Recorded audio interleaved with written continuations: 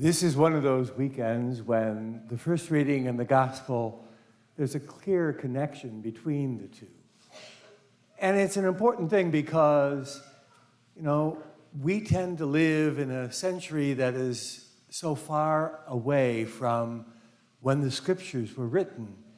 And our understanding of the world is different. Our approach to the world is different. But we need to have a scriptural mindset, I believe. I really think that that's important. If we're going to listen to the word and take it to heart, we need to understand how it was written, what it was written to say to those people in another time.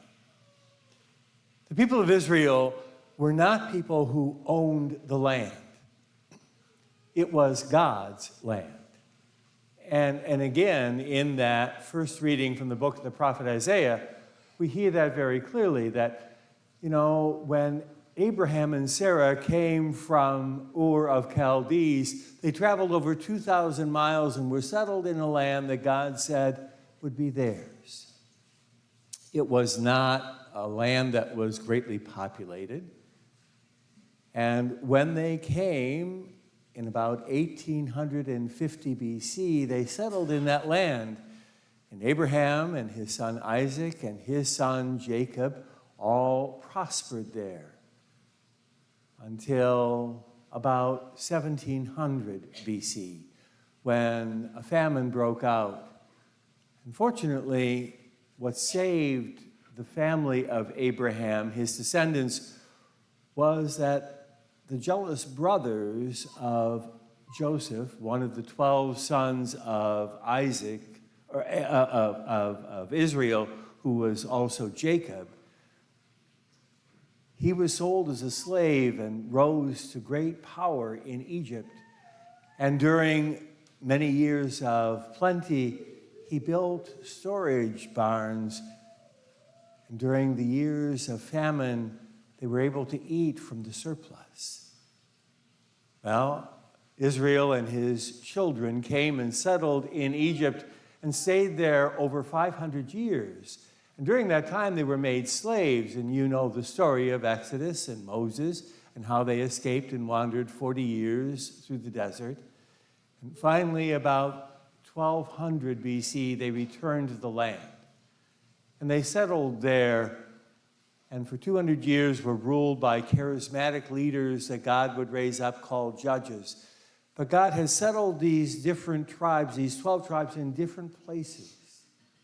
And again, it was God's land that was given to them, and they were to take care of it. We know the story as it unfolds. They were there, and they didn't do such a hot job. They prospered, but they didn't really listen to God. And so as a result, the northern kingdom in 722, that would be destroyed by the Assyrians. And the people who lived there, the Jews that lived there at the time, were carried off into exile, and most of them were never heard from again. We don't know what happened to them. They intermarried in different places, and they were lost in time. About 200 years later, in 587, the south suffered the same kind of defeat, and they were carried off to Babylon, where they languished for about 70 years. And then finally, when another empire rose, the Persians, they were able to come back and settle again in the land and slowly rebuild the temple. Jesus was one who went to that second temple. And there in that temple, he preached to the leaders of the people and said, God expected, remember what Isaiah said, God expected that as those who were planted here by God, that you would produce good fruit. And they knew the parable of Isaiah. They knew that the reason why they had been carried off into exile was because they didn't listen to God. Well, He reminded of that. But even more importantly, he told the story that they were the tenants who did not give God what God expected. That God expected from them that they would live justly, that they would live as people of compassion and mercy and kindness, that they would reflect God's goodness, and they hadn't done that. And in the end, he predicted that they too would suffer the same fate that their ancestors had suffered. And it's one thing for us to sit here 2,000 years later and say, well, yep, that happened.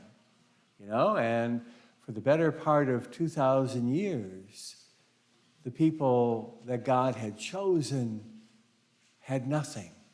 They had no place in that land. And we know that today the struggle is still going on. But the problem is that they think they're owners. That people tend to believe that we own this world. But the reality is, and what we fail to understand, my sisters and brothers, is that we are tenants in this world. We are not owners. That we only have this world for a time. We are only a part of it for a time. How long, I don't know. But we are only tenants for a time.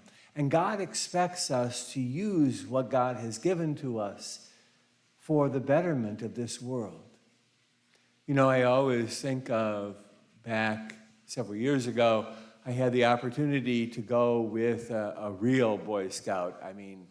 John Woods was a great guy. He was an Eagle Scout and was a great leader of Scouts, believed that Scouts had turned his life around, and so he was very much into scouting.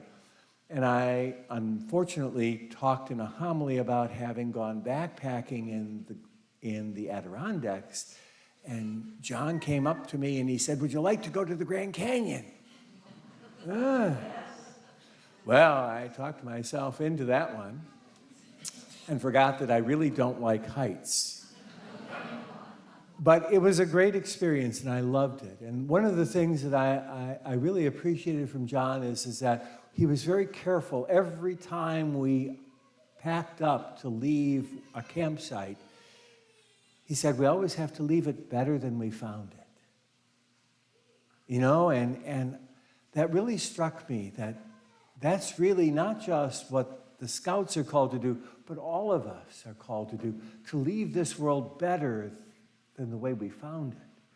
That somehow our presence in this world is meant to improve this world, to make it a better place, to make it cleaner, to make it more wholesome, to make it safer. And that's what we're all called to do. That somehow you and I, the impact of our lives is to improve this world. That we are only tenants. And that in the end, when the Lord Jesus comes in all his glory, escorted by his angels, he's going to expect us to give evidence that we have made this world a better world.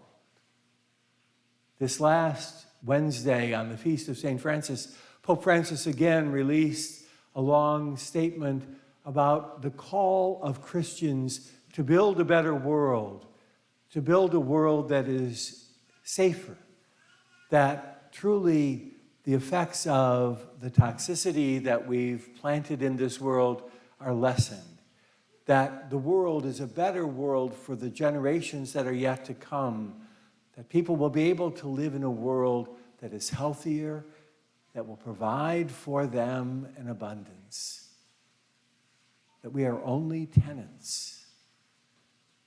As we move toward the end of the year, we are reminded of that again, that at the end, we will be judged on how well we have lived love, on how well we have cared for what God has given us, how well we have used the talents and the gifts that God has given us to make a better world for our brothers and sisters and for generations yet to come. Jesus tells a parable about the tenants and how the owner of this world will expect his share. And the question is, What have we done to make this world a better place? How, at the end of our life, can it be said that he or she was a good steward of what God entrusted to them, and see the good that they brought into this world? In the end, my sisters and brothers, we will be judged on how well we have done that. It's worth reflecting on this Sunday in ordinary time as we head toward harvest season, to remember the Lord expects good fruit from us, to whom he has given so much.